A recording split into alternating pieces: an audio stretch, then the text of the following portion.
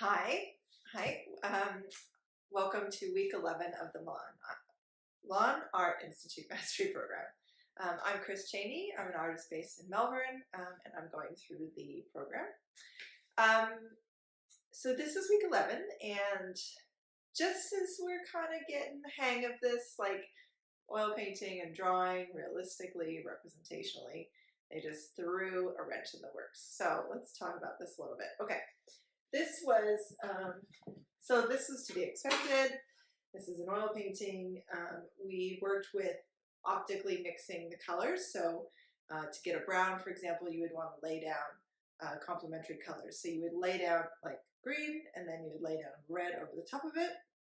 You weren't trying to like mush the paint around on the canvas, but if you stood back far enough, that red and green would kind of come together and look brown.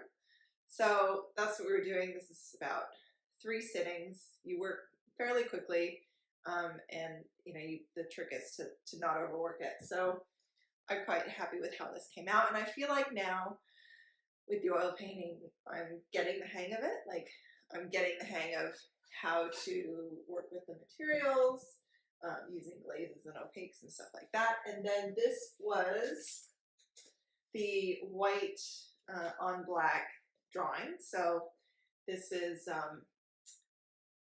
white chalk and white China marker on black paper, and of course I love it. I really enjoyed doing this, and it's a project, so I'm pretty excited to share that. Okay, then they threw a wrench in the works. So we went from learning how to draw accurately and representationally to now we're doing doodles. So this is a lesson that John taught, and we just use markers and inks, pens and stuff like that.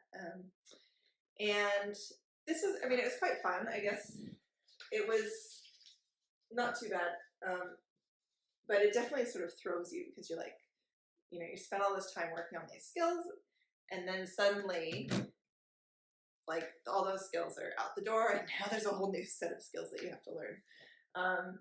But I enjoyed this, and I think one thing is that I will keep it in my studio next to my easel, because it's a really good shorthand. Like I've definitely seen some of the other graduates in the program have these symbols or doodles or iconography that they reuse in their work.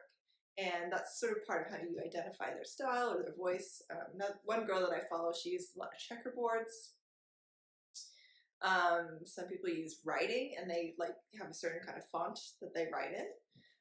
So I'm going to keep these doodles, because some of these are doodles that I've been doing since childhood, and some of them are doodles that are like other artists. I've seen other artists do them, and I wanted to kind of try them out. So it's really good to give you some ideas for a starting point for pieces, but also if you have a piece and there's kind of like some area that you need to resolve and you're not really sure what to do, and you just having it blank, then you can sort of reference certain, this sheet of doodles or a certain list of kind of marks that you like to make, and sort of try and address that area. So that was quite good. And then this one was, we just had to use graphite to do some abstracts, and I did about 4 of these, and I do not think that they turned out very well.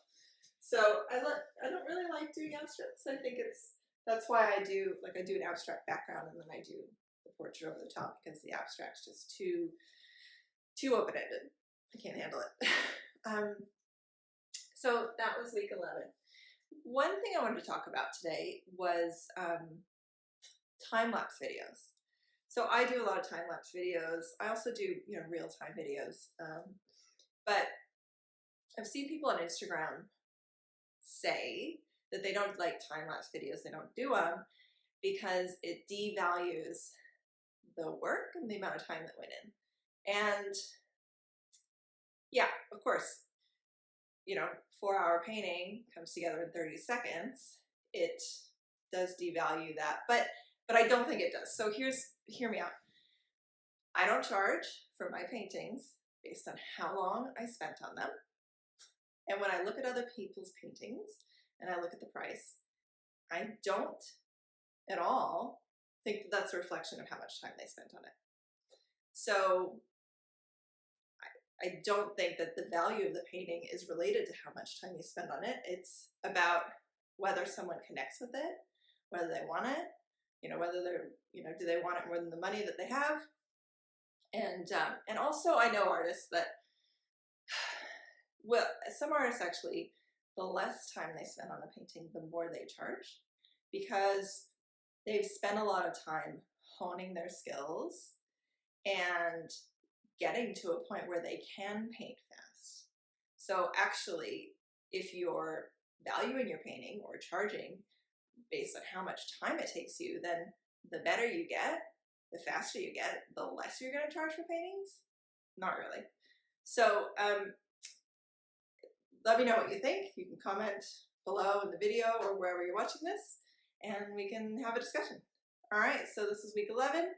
Next week's week 12, and I'm pretty excited to get through this first part. Almost done. All right.